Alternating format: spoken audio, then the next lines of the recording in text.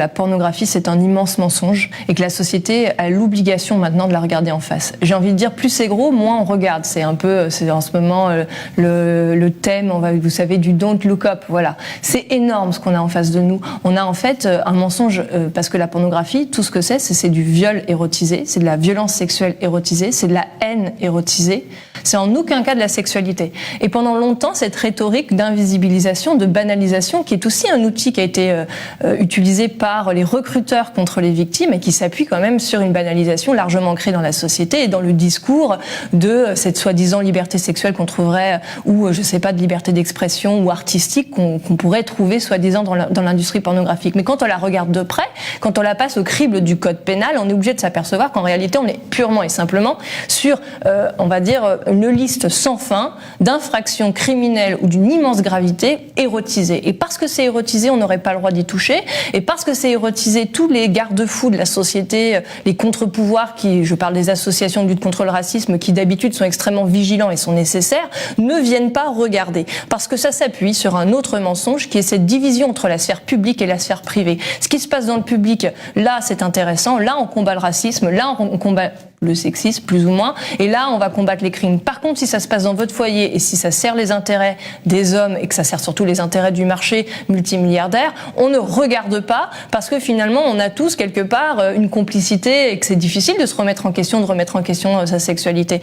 Et moi je vais rebondir sur ce que dit Amélia dans son interview quand elle parle de ce mécanisme de banalisation qui est utilisé par cette recruteuse. Il faut quand même avoir en tête qu'aujourd'hui, sur Internet, il y a des centaines de vidéos de, entre guillemets, témoignages où il y a ce discours qui est utilisé. Et ça a un impact immédiat sur le jeune public qui peuvent très facilement, du coup, tomber dans ces industries et dans d'autres formes d'exploitation sexuelle. C'est-à-dire qu'on va avoir, et on a eu ça pendant des années, sans aucune remise en question, sans aucun esprit critique, des discours de personnes qui subissent l'exploitation, qui sont en plein du milieu du système, et qui viennent vous dire que finalement c'est pas de la violence, que c'est un travail, que elles le vivent super bien, que en fait c'est génial, que ok il y a les mauvais mais il y a aussi les bons, et que elles ça va très bien. Et en fait c'est exactement mot pour mot, et qu'en plus elles sont riches et qu'elles sont amoureuses, enfin tout le délire, et c'est exactement mot pour mot ce qu'a incarné, enfin en tout cas le recruteur dans ce dossier, qui était en réalité un recruteur, mais qui se déguisait, enfin qui se faisait passer pour une femme, c'est exactement cette stratégie. Et en fait, c'est sidérant,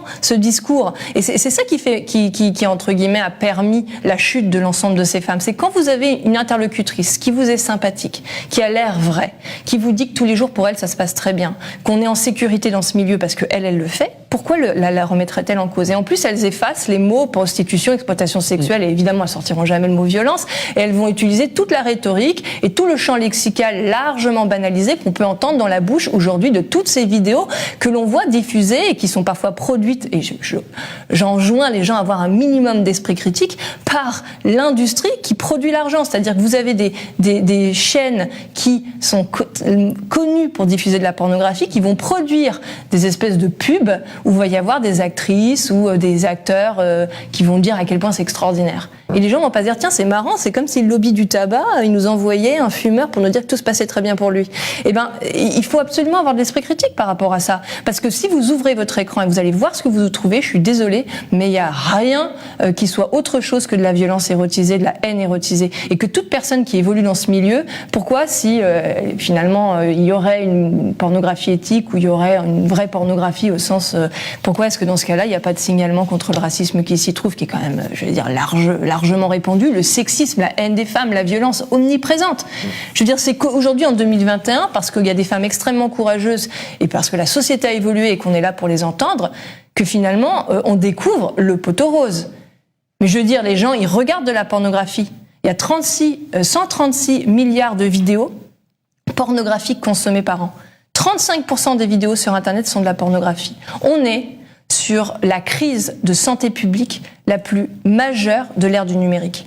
C'est-à-dire que ces images de viol érotisées, de haine, de fascisme, d'idéologie fascisante pénètrent les foyers de toutes les personnes qui la consomment, et elles sont nombreuses, et viennent les éduquer à la sexualité ou viennent renforcer chez eux, voire créer de la haine.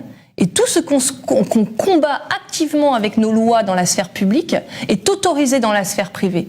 Et ça rentre en collision. À un moment, il faut aussi comprendre que c'est un vecteur de propagation et même de perdurance d'un système archaïque, violent, haineux, et qu'il ne sert qu'un seul intérêt, celui de l'industrie. C'est 100 milliards de dollars par an. 17 milliards aux États-Unis, c'est plus que Netflix et la NBA ensemble, la pornographie. Qu'est-ce que cette industrie pèse aussi, je veux dire, dans l'économie réelle ? Et il faut aussi se poser ces questions-là. Il faut réfléchir avec cette grille d'analyse et pas se laisser sidérer par un discours subjectivisant de soi-disant liberté sexuelle qui ne tient pas la rampe.